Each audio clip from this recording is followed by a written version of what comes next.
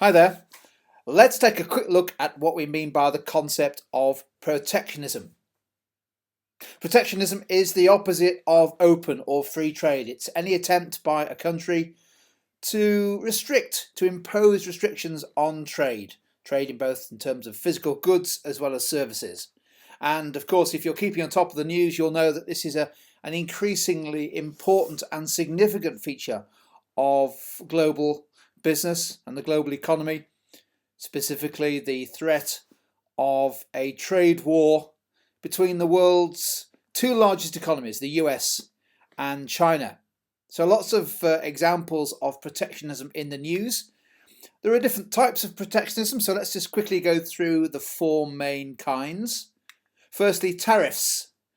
A tariff is a tax, sometimes otherwise known as a duty, and the tariff is imposed on one or more imported products into a country, and the aim is to try to reduce demand for imported products that are subject to the tariff, as well as to encourage the supply of the same product domestically on the basis that the domestic suppliers should have a cost advantage. Their products should be more competitive. Lots of examples of tariffs.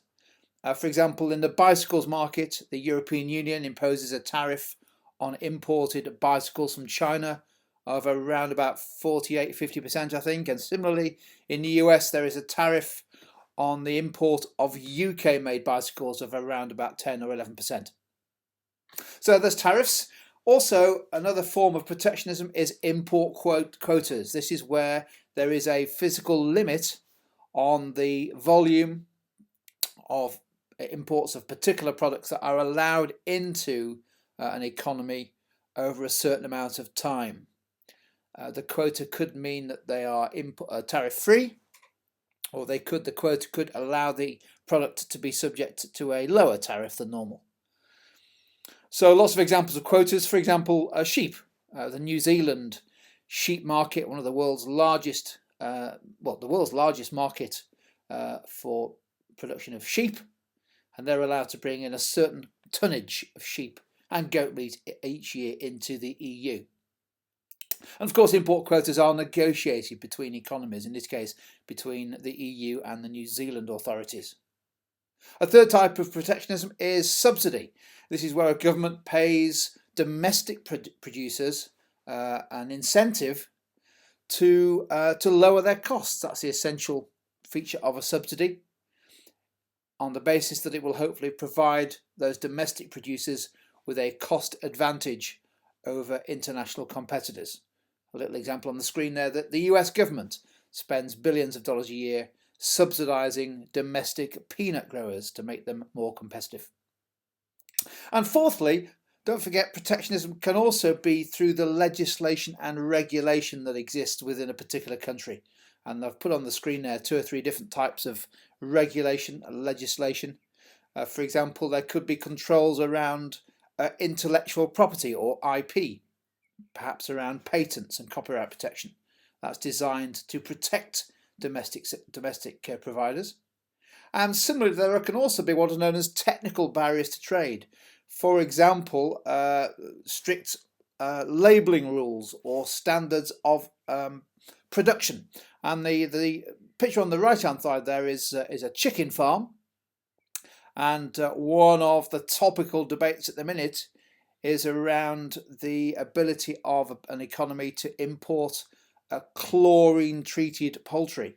So, for example, at the minute that is banned. I think since 1979 that's banned by the EU. But one of the issues of Brexit could be that the UK may decide to allow the import of chlorine-treated chicken, which is a common way of treating chicken in the US, into the UK. But at the minute, that ban acts as a form of protectionism against the import of US-produced chicken. So there we go, 4 different types of protectionism there. It's also worth just having an awareness of the arguments both in favour and against protectionism. In terms of the arguments in favour, this is really leaving aside the political arguments that you might hear Donald Trump and others argue. The economic argument is mainly around protection perhaps of industries that are in the early stages of development, the so-called infant industry argument.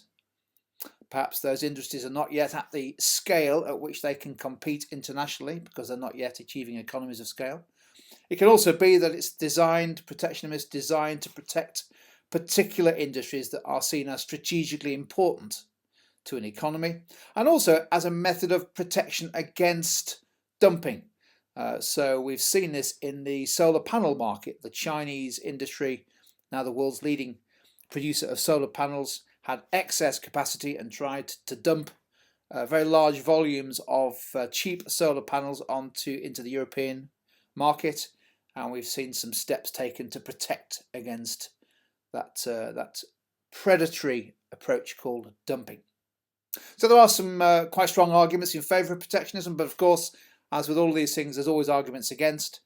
And essentially the argument is that protectionism is lose-lose, that it actually results in higher prices for consumers.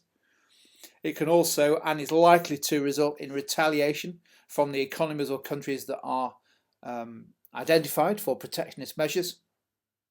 And it also damages, potentially, not just from retaliation, but it also damages exporters, particularly if protectionism becomes the norm.